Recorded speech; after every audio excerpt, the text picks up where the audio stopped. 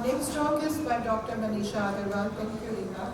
She will talk about you see fluid in the posterior pole and you do not know, and it's a very common scenario sitting in the uveitis clinic that patients of CSR are diagnosed as leakage and leakage is diagnosed as CSR. So she's going to talk about how to go about so that we don't make such mistakes. A very good morning to all of you, and thank you, ma'am, for making me a part of this wonderful IC. And as my talk suggests, we very often see a pocket of serous fluid at the posterior pole, and the most common diagnosis which comes in our mind would be a CSCR. And these are the various OCT scans. I have put around 5 OCT scans, all having a pocket of fluid. But there are very subtle things that we need to register in our mind or notice or observe carefully. And that's going to help us to differentiate between various etiologies, which all resemble in the form that they all have a pocket of subretinal fluid at the posterior pole. So this is the classical CSCR where you see a pocket of SRF. And when you do a fundus fluorescein angiography, you are going to be seeing a kind of a leakage of the dye, which we very classically know is either a smokestack appearance or an ink blot. We have learned it over the years. Now let's see some other cases which also have a presentation with a pocket of fluid but are not CSCR.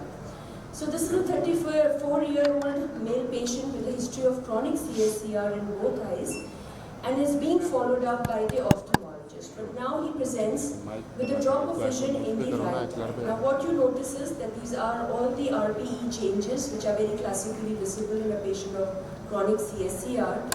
But now he is presenting with a fresh finding of these hemorrhages at the posterior pole. So that means that something else is happening. In angiography, you pick up these window defects which are secondary. But if you carefully see, you also have a very subtle leakage in the early frames, which is tending to have blurred margins, and it is also increasing in the late frames.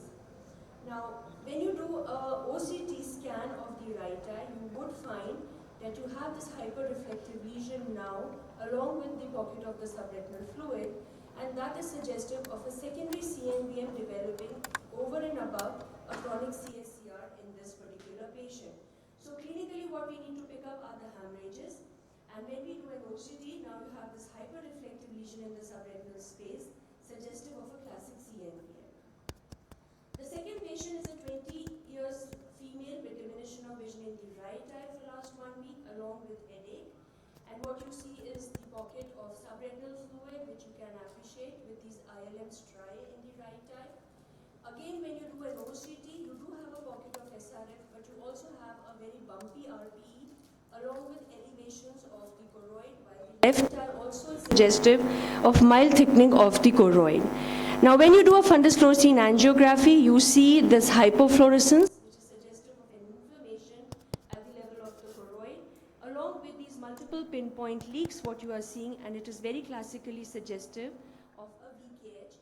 And also what we need to notice is a hyperemic disc, which appears as a hot disc on fundus fluorescein angiography, suggestive of an inflammatory lesion in this particular patient.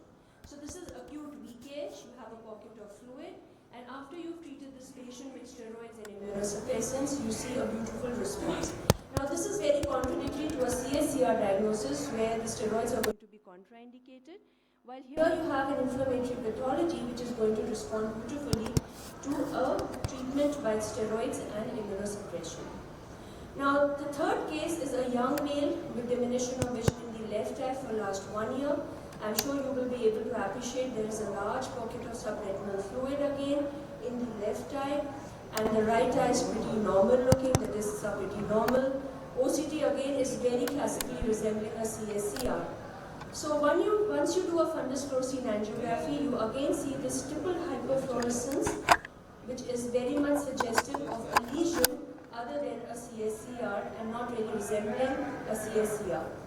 When you do a B scan, you see this hyper-reflective lesion, hyper-echoic lesion with internal high reflectivity, and this is suggestive of a choroidal hemangioma.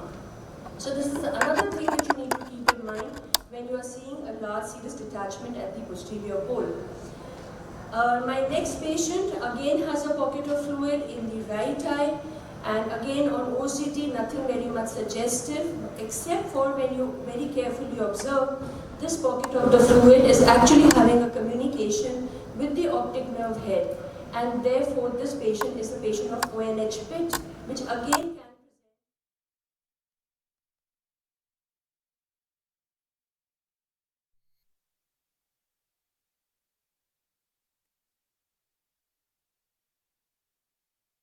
can techniques which have been described for closing the optic nerve head bit.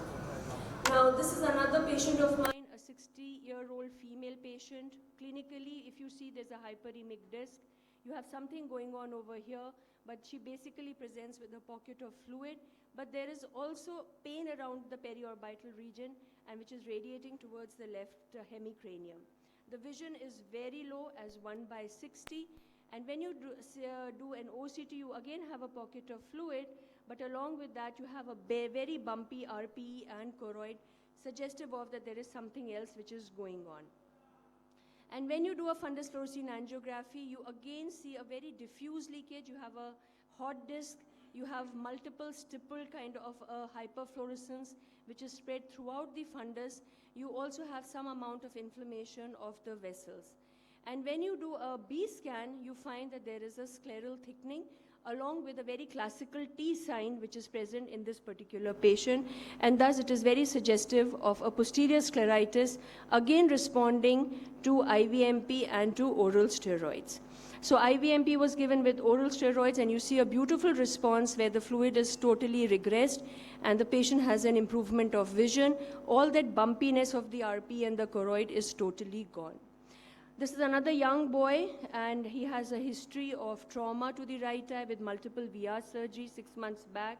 Now presents with diminution of vision in the left eye for last 7 days, and the vision has dropped to 6/18 N18. Now this is another thing you need to remember, that sometimes you can have sympathetic ophthalmia which can just present with a pocket of subretinal fluid at the posterior pole, which is labeled as a posterior sympathetic ophthalmia. And this is how this boy presented on FFA, where you have these punctate leaks again. You have a pocket of fluid which is pooling up at the posterior pole. And on OCT, again, you can very well confuse it with CSCR. So this is another indication of treating these patients with IVMP, oral steroids, and followed by very long-term immunosuppressants, which can go up to a year or more. So this is something else we need to keep in mind. Just briefly, I'll mention Best disease, again, is another pathology which can present with a pocket of subretinal fluid at the posterior pole, and we need to remember it's mostly going to be a bilateral presentation, and this is how you're going to be seeing it. And it is going to be picked up when you do an electrophysiology, where you have an abnormal EOG and a normal ERG. And again, a dome-shaped macula can be associated with a pocket of subretinal fluid at the posterior pole, where you will see a huge bump of the choroid again on OCT, and this is really not going to be responding to any treatment of yours. This is my last case, where I have a female, middle-aged female, having exudative RD in both the eyes. If you do an OCT, she is again going to be having a pocket of fluid. And believe me, when I initially saw this patient, I thought this is a patient of CSCR, because I saw this lesion and I confused it with a pigment epithelial detachment. She was being diagnosed as VKH, treated with steroids, treated with 2 immunosuppressants, and not responding to treatment. She had already developed an extensive exudative detachment. She had subretinal gliotic bands. And what went wrong strongly against a diagnosis of VKH in this lady was she was not responding to steroids and 2 immunosuppressants that was being given to her. I also made a mistake that I diagnosed it as chronic CSCR. I stopped all the treatments of steroids and immunosuppressants, gave her a trial of eplerenone, but there was absolutely no response. This is the time when you need to revise your diagnosis and go back to the investigations. Probably you've missed something to notice in a busy OPD. And next time when I went back to the OCT, I noticed that she had these very subtle choroidal bumps. And when I went back to this patient, I did an FFA, which was not really very definitive of a particular diagnosis. just a very diffuse kind of hyperfluorescence on FFA. So we went back to the patient again and did a detailed history taking, and this time she came up with the history of a small nodule in the right breast, which was 2 years back diagnosed to be just benign. Since we wanted to buy time, we were ourselves lost, we didn't know what we were dealing with. We referred her back for an evaluation of this breast lump, which had been diagnosed to be benign 2 years back. And rightly so, this time she had lumps in both the breasts with matted axillary lymph nodes, and by the oncologist, she was suggested a whole battery of investigations, and she was diagnosed to have bilateral breast invasive ductal carcinoma grade 3 with bilateral choroidal metastasis. So we need to surely remember that you can have an underlying masquerade, and that can be really fatal to the patient if not diagnosed and treated on time. So this is a busy slide which outlines all the kinds of etiologies which can present with a very subtle pocket of fluid at the posterior pole. And if you are not alert, if you are not observant of the investigations and the findings on these particular investigations, you can really go wrong in your diagnosis. So a detailed history, along with a good clinical examination, multimodal imaging, and above all, a strong index of suspicion can really help you in making a correct diagnosis and managing your patients right. Thank you so much for your patient listening. Thank you, Manisha. So Manisha showed some very important points. What is happening these days is that everybody is doing OCT. So patient comes with whatever complaints, you do OCT. You see serous fluid on OCT, and then you automatically think it is CSR. But that's not life. You know, everything in life is not CSR. So she showed multiple etiologies which can produce fluid in the posterior pole. And if you look at the bottom line of her talk, the bottom line of talk is the clinical examination. So even if you have done OCT first, go back to examining the patient. Look if there is any diseases unilateral or bilateral, if there are any cells in the vitreous, because the moment you see few cells in the vitreous, your diagnosis automatically goes on a different track, like she showed sympathetic ophthalmias and VKH and everything. Now, I'll give you a small example. You have seen a pocket of fluid on OCT, Manisha showed beautifully. You go back, you see there are some vitreous cells. You can come back to OCT now with a very specific purpose of looking at the choroidal thickness, because now you are suspecting VKH. So you see choroidal thickness, then you go to the fluorescein angiography, but when you are doing angiography, you know which direction are you moving. Similarly, you see that there is a communication or there is schisis in this, and you think it could be pit. You go back to the clinical examination, looking and focusing on the optic nerve head to look for that pit which you might otherwise just miss. Because in real life, all of us are just looking at the patient very casually and sending them for retinal imaging. However, here I would say, if you see, get the patient back to the clinic, examine the patient, and then order more investigations depending on what you feel. Any questions regarding this serous fluid?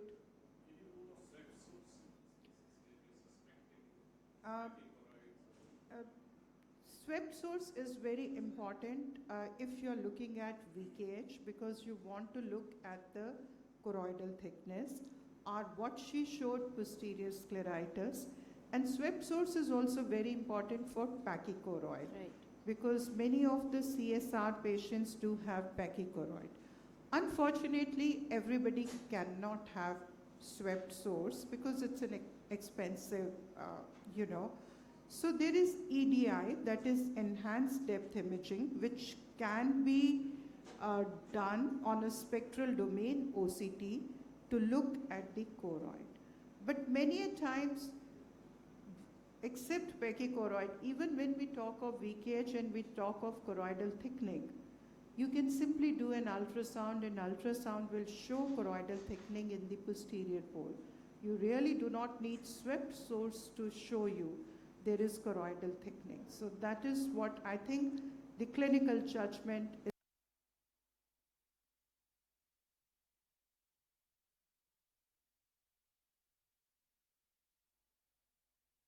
I just got a vision of 70 years of age lady having a localized area of serous detachment, neurosensory detachment, and visco cells in the vitreous. So I felt whether it's pachychoroid manifesting in that way. So I'm keeping her under watch. It's not increasing, it's localized. And so what else we should do? Because we know that, if it is a pachychoroid, should we go for a anti-VEGF or what we should do? Should we just watch it? I would let Manisha answer this one first and then I come. I think, sir, if you're dealing with an elderly lady, the first thing that will come to my mind would be a choroidal neovascular membrane. It may be a very subtle membrane. I would surely subject that lady to an OCTA or to an ICG and try to see that if there is any underlying CNVM. That would be my first differential.